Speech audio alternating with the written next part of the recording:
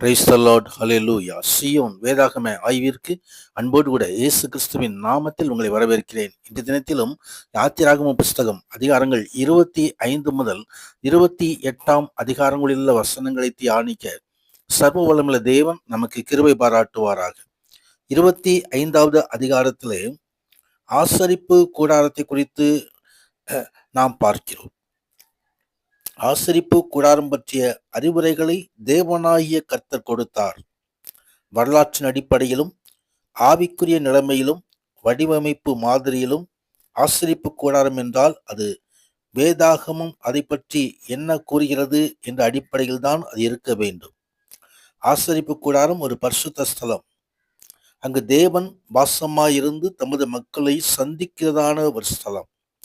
இரவும் பகலும் கர்த்தருடைய மகிமை ஆசரிப்பு கூடாரத்தின் மேல் தங்கி இருந்தது. அங்கிருந்து தேவனுடைய மகிமை நகரும் போது இஸ்ரவேல் ஜனங்கள் பயணம் செய்ய வேண்டும். பாலைவனத்தில் இம்முறையில்தான் தேவன் அவர்களை நடத்தினார் என்று சொல்லி நாம் பார்க்கிறோம். கர்த்தருடைய நாமத்துக்கு மகிமை உண்டாவதாக.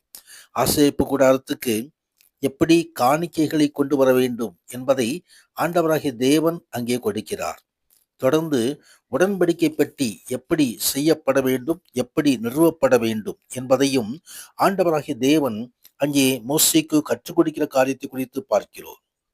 சாட்சி பிரமாணம் அது மோசேயினால் செய்யப்பட்ட 2 கற்பனைகளில் தேவன் எழுதி கொடுத்த 10 கற்பனைகள். இவை சீனாய் மலையிலே தேவனால் மோசேயிடம் கொடுக்கப்பட்டது. அந்த சாட்சி பிரமாணம் எப்படி வைக்கப்பட வேண்டும், கிருபாசனம், உடன்படிக்கை பெட்டியின் மூடியே கிருபாசனம் எனப்பட்டது. மக்களின் பாவங்களுக்கு நிவாரணம் தேடி மகா பிரதான ஆசாரியன் இதன் மீதுதான் பலியின் இரத்தத்தை தெளிப்பான். இச்செயல் தேவனுடைய மன்னிக்கும் மனப்பான்மையை வெளிப்படுத்துகிறதை நாம் அறிய முடியும். கர்த்தருடைய நாமத்துக்கு மகிமை உண்டாவதாக. அதோடு கூட அவர் 2 கேருபீன்களை செய்யும்படியாக ஆண்டவராகிய தேவன் அங்கே கட்டளை கொடுத்தார். பரலோகத்தில் தேவனுடைய சிங்காசனத்தை சுற்றிலும் பறந்து கொண்டிருக்கும் தேவதூதர்களின் உருவங்களே இவைகள். இவை தேவனுடைய பிரசன்னத்தையும் பூமியின் மேல் உள்ள மக்களுடைய அரசாட்சி செய்பவராக அவர் இருப்பதையும் குறிக்கிறது. இந்த கேருபீன்கள் பெட்டியின் மேல் இருத்தல் மக்கள் தேவனுடைய கற்பனைகளுக்கு கீழ்ப்படியும் போதும் மக்களுக்காக பாவ நிவாரண பலியின் இரத்தம் கிருபாசனத்தின் மீது தெளிக்கப்படும் வரைக்கும் மட்டுமே தேவன் அங்கு பிரசன்னமாயிருப்பார் என்பதை காட்டுகிறது. மேஜையின் மேல் சமூக தப்பங்கள் வைக்கப்பட வேண்டும். அது தேவ பிரசன்னத்தை குறிக்கிறது. இஸ்ரவேலின் வாழ்க்கை முழுவதும் அவர்களை அது ஆதரித்தது. அங்கு ஜீவாப்பமாய் கிறிஸ்துவை அது சுட்டி காட்டுகிறது. கர்த்தருடைய நாமத்துக்கு மகிமை உண்டாவது. குத்து விளக்கு வைக்கப்பட வேண்டும் என்று சொல்லி அதை குறித்தும் வேதம் தெரிவிக்கிறதை பார்க்கிறோம். இந்த குத்து விளக்குகளில் 7 அகல்கள் இருக்க வேண்டும்.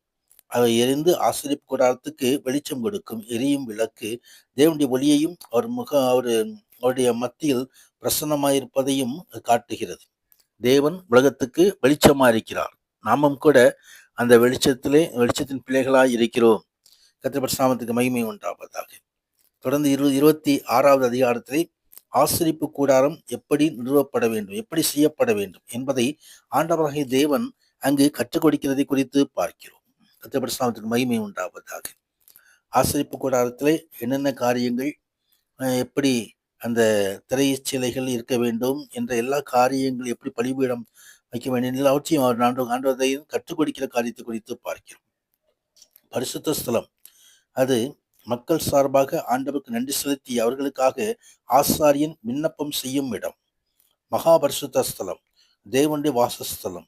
இந்த இரு இடங்களையும் பிரிக்கத்தக்கதாக ஒரு திரை ஒரு திரை செய்யப்பட வேண்டும் என்று ஆண்டவர் கற்றுத்தருகிறார்.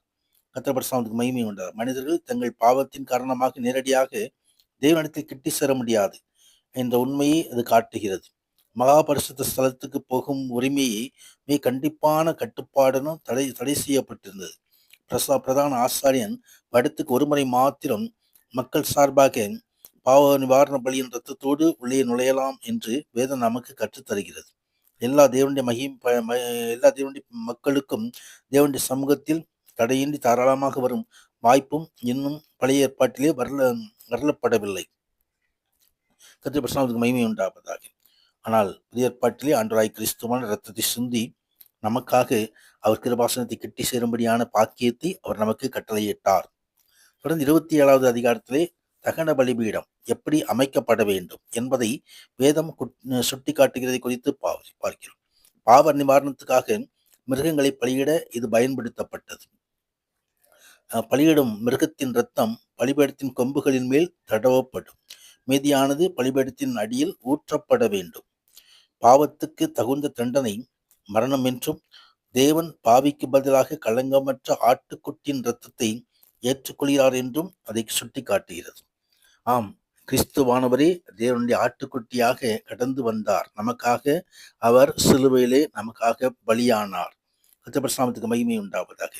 இந்த ஆசரிப்பு கூடாரத்திலே குத்து விளக்கு எப்பொழுதும் எரிந்து கொண்டிருக்க வேண்டும். எப்பொழுதும் தேவனுடைய பிரகாசம், தேவனுடைய பிரசன்னம் அந்த இடத்திலே இருக்க வேண்டும் என்பதை அங்கே சுட்டி காட்டப்படுகிறது. கர்த்தருக்கு மகிமை உண்டாவதாக. தொடர்ந்து 28வது அதிகாரத்திலே ஆசாரியனுடைய பரிசுத்த வஸ்திரங்கள் எப்படி செய்யப்பட வேண்டும், ஏபோத்து எப்படி செய்யப்படும், மார்பதக்கம் எப்படி செய்யப்பட வேண்டும், ஆசாரியர்களுடைய மற்ற வஸ்திரங்கள் மற்றும் ஊரின் தும்மின் இவைகளெல்லாம் எப்படி செய்யப்பட வேண்டும் என்பதை ஆண்டவர் கற்றுத்தருகிறார். கர்த்தருக்கு மகிமை உண்டாவதாக. ஆம், ஆசாரியனுக்கு பரிசுத்த வஸ்திரங்கள் எப்படி தரிப்பித்தாரோ அதே போல ரட்சிக்கப்பட்ட ஜனங்களுக்கு தேவநாயகர் அவர் தாமே ரட்சிப்பின் வஸ்திரத்தை நமக்காக உண்டு பண்ணுகிறார். ரட்சிப்பின் வஸ்திரத்தை நாம் காத்துக்கொள்ள வேண்டும், பரிசுத்தத்தை காத்துக்கொள்ள வேண்டும், நீதியின் சால்வையை காத்துக்கொள்ள வேண்டும். முன்னதாக தேவன் தாமே நம்மை ஆசீர்வதிப்பாராக. ஆமேன், ஆமேன்.